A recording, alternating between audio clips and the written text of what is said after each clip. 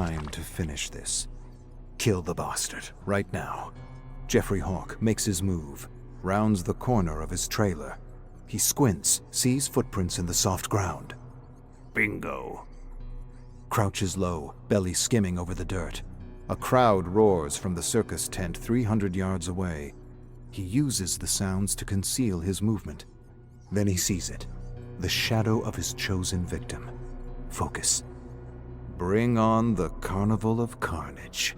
He shifts his weight to his back foot and springs. I'll shred you up good, you son of a bitch! He grabs the raccoon, ripping the creature from his trash can. They tumble. Garbage spills to the ground. Sharp pain and dull discomfort as he rolls through broken glass, cigarette butts and half-eaten corn dogs. This is the last time you invade my trash! The raccoon twists, snaps at air until finding a fat chunk of flesh. Ah, damn it! Jeffrey loses his grip, recovers just in time to grab a bushy tail. He's on the defensive, swings the animal around, whirling it like a lasso. He loses his grip. The raccoon soars through the air, reaching incredible heights. The squealing, thrashing silhouette of the woodland creature flies over the backdrop of a full moon. Majestic. It arcs downwards and lands safely in a tree. Blast it all to hell! With a furious hiss, the raccoon scurries into the foliage and disappears. Scram, you hairball! Touch my garbage again and I'll make a balloon animal out of your intestines! He wipes a smear of blood onto his pants. A blaring of trumpets rings through the night, coming from the circus tent in the distance. The acrobats are taking the stage. He had nearly forgotten his plan. There's hope for this night yet. Jeffrey hurries into the circus tent, anticipation buzzing through his veins. He stands at the back of the bleachers, avoiding the gawking, idiotic crowd. All eyes are glued to the trapeze artist swinging above. They have no idea. The best comedy is unexpected, and only Jeffrey knows the punchline. He greased the second trapeze an hour ago. Spotlights, a drum roll, the acrobat flips through the air, grabs the next trapeze and, whoops, slips right off. Down, down, splat. The sudden and exhilarating crunch of breaking bones, but nothing compares to the splat. The splat makes it all worth it, like a ripe tomato thrown against the wall, and then silence. 100 people in shock.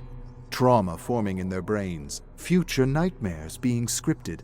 The moment broken by a single woman's scream, followed by 100 more. Jeffrey can't hold it in any longer. He bellows laughter, nearly suffocates with glee. No one can hear over the turmoil. Half the crowd rushes to the exit, needing air, needing to be sick, needing a stiff drink. What a show! Jeffrey chuckles, wipes his tears, and then, oh my, his eyes glaze over. So many fingers pass by, hundreds of them. He's a kid in a candy shop, and the possibilities are measured by the handful. He's paralyzed with indecision. As the crowd streams by, he appraises their hands. Long fingers, stout fingers, pristine and ugly. Don't be greedy now. You get one. Gotta keep things quiet. The fuzz will be snooping after the trapezist's accident. He spots a candidate worth his attention.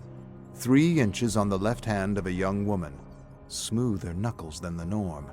What does it taste like? Candy apple, maybe. Or brass. Why brass? With considerable effort, the memory arises.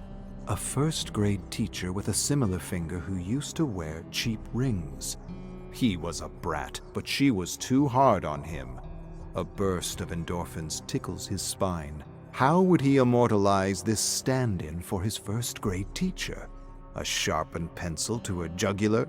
Stupid, obvious, pandering to irony, but also satisfying in its cartoonish simplicity. Wait, what about the plump man with plump fingers? Thick sausages ready to burst with the slightest pinprick. A reminder of the mailman who yelled at him for flinging dog crap at a car. Bastard! I was just a kid having fun. could fry up that finger and feed it to the local mutt. The fantasy is liberating, a righting of wrongs. And then, he sees it. The one. He shudders, recoils like he's seen a ghost, but is suddenly drawn to it, unable to look away. It's the finger he's always searched for, always longed to make his own, attached to a hand, to an arm, to a man with a very stupid mustache. He has found it, the finger of chaos. Jeffrey is fixated on the mustached man's finger as he walks by, so close he can taste the alcohol-soaked sweat between the joints. He knew a finger just like it, in a different life, before the circus. He's 7 years old, in his bedroom, playing with a plastic army man. He throws it against the wall, bites its head till his tooth hurts. But then, the unexpected. Chaos awakens. His father shouts from the living room with a booming voice. Jeffrey retreats to his closet. He hears his father coming down the hall, each step louder. Hide! He buries himself under a pile of dirty clothes and shuts his eyes. The closet door swings open. The odor of cheap beer floods in as a large hand grabs him, pulls him. Why? Why, you little shit? Branson says you kicked his damn dog. That true? Jeffrey's too afraid to say the words forming in his head. It's true. I walloped the smelly mutt good. Don't know why. Just something like a reaction. Don't get twisted about it. Ain't nothing different I could have done. His father shoves his finger straight into Jeffrey's face. Speak up, you damned idiot! You think I want to be stuck with you? The finger. Thick, oddly straight. A knuckle with ridges upon ridges of loose skin. A chipped nail that lends it personality. Your mom would have hated you. You listening? Jeffrey can't look his father in the eyes. He retreats to his imagination. Hack off his finger, Jeffrey. Make Dad cry. Make the blood spurt. Point the finger right back in his face and laugh. Laugh, Jeffrey. His father looks ready to burst as his face reddens. This funny to you? You some kind of clown?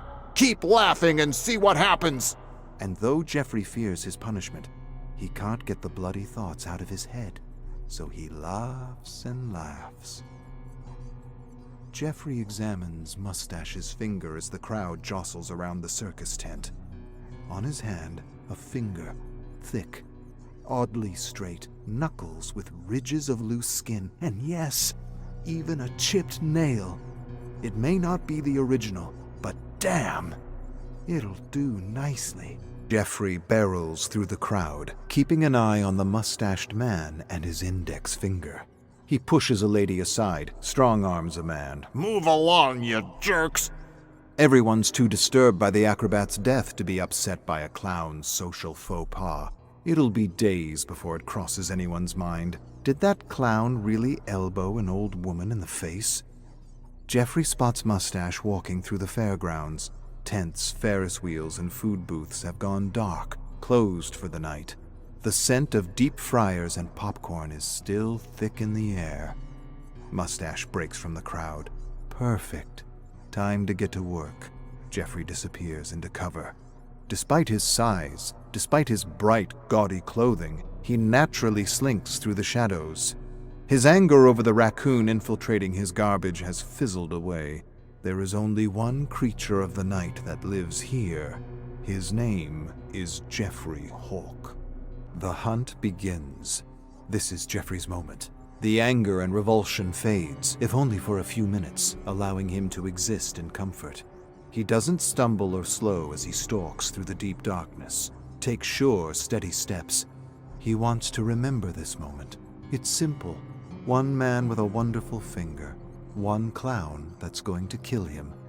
If only that was the whole of history, the entirety of existence. Wipe out the jealousy, betrayal, and greed, the tax collectors and nosy neighbors, the dogs that bark all night, the women who lead men on, the endless stream of cars and the suitcases full of lies. Erase the whole overwhelming thing, the pain that ties it together. He doesn't want to be part of it. He was never good at it anyway. Leave one simple moment, a clown, a man, and a murder. He's jolted from his tranquility as a branch snaps underneath his foot. 30 paces ahead, Mustache straightens up like a meerkat, swings his head around. He knows something's out there, something unseen. Hello? Please, someone there? I don't know what's happening. Jeffrey chuckles. Neither do I. Jeffrey keeps to the shadows, makes his way closer to Mustache. He moves swiftly, silently. Almost silently, he hacks into his sleeve and spits a mass of phlegm into the dirt, wheezes. Could use a smoke and a shot of something. Bah, keep moving. Skulks past the cotton candy stand and around the fortune teller's tent. No use drawing it out any further. It's time. Bring on the clown. Jeffrey paces slowly from the shadows, large, imposing, smeared in grease paint, wearing a ridiculous coat of stripes, polka dots, and patches, and the blade, beauty in simplicity. That's all it takes. Mustache squeals like a pig and scurries, all according to plan. Corral him past the pony stables, around the freak show, and cut him off. Give him nowhere to run but the haunted hostel, and really have some fun with the chump. Mustache sprints towards the rundown shack, covered in spatters of red paint and cheap imitation spiderwebs, but then he turns. Beelines away from the haunted hostel and towards, no, not that, the fun house of friendship. All the makeup in the world can't cover the disgust. A deep, resigned sigh. Jeffrey stands in front of a bright pink and blue building painted in smiling, cartoonish faces of giraffes, elephants, and bears. A sign on the front says, 50 cents admission. You're in for a ton of safe, friendly fun. Oh, damn it all. Darkness. Jeffrey hears Mustache bumping around up ahead, but can't see a thing. He fumbles with wires, jams them at a wall, searching for an outlet. Bingo. Colorful lights flood over him. Playful music fills the area. An animatronic dog stares at Jeffrey with dead plastic eyes. Let's be friends. Jeffrey delivers a solid kick to the dog's chest. Let's be Moving on. As soon as Jeffrey reaches the hall, he's overtaken by a teddy bear parade. Cartoonish animatronics emerge from the walls, singing, smashing cymbals, playing flutes, or at least pretending to. Crackling music plays from speakers above, singing a stupid song about hugs, bringing the world together. Jeffrey elbows his way past Billy Bear and Dingles, buries a blade into Laffy's neck, gets tangled up by Terry Tickle's outstretched arms, smashes off Popo's lower jaw. Before he knows it, he's waist-deep in the ball pit canal, navigating the balloon forest. And that's where he finds Mustache, hiding at the feet of an animatronic tiger wearing a British Guards uniform. Oh, bah! The longer you cower behind Sir Cuddlepuss, the more I'm gonna make this hurt. Mustache makes a run for it. Jeffrey pulls a bottle of After-Peace tonic from his inner pocket, gives it a swirl, and hucks. Glass shatters. A thick cloud of fumes envelop Mustache. The man stumbles and coughs, looks around in confusion, crisscrosses his feet as if each one wants to go a separate way. Jeffrey socks the idiot in the side of the head, knocking him unconscious. Time to go home. The man with the mustache is huddled in the corner of Jeffrey's trailer, babbling, crying, pleading his case. Jeffrey isn't listening. All he sees is the finger and the puddle at Mustache's feet. Jeffrey knows what it means. The man's realized he has one chance at survival, and his fight or flight just kicked in. But Jeffrey doesn't care. He knows he's already won. The finger of chaos is as good as his. The memories of his father are already shifting. A large, horrible man towering above, bellowing. No, that isn't it. Think, Jeffrey. A weak, slouching alcoholic, stammering and slurring, too pathetic to control him. The outbursts? Nothing but the fury of a coward. The parody of a powerful man. A joke. Mustache jumps up, reaches for the bottles of chemicals on the counter. Predictable. Jeffrey bellows laughter as he grabs the man's neck and slams him to the floor, puts his full weight onto Mustache, grips his throat and squeezes. You want to play with chemicals, do ya? I don't even know what'd happen if those mixed. Hallucinations, euphoria, uncontrolled flatulence, death.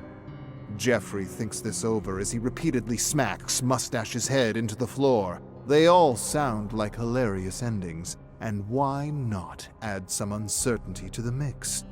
He doesn't need to fear chaos anymore. He can handle it, and hell, he deserves a little fun. You want to play one last game? Okay, Mustache, let's play.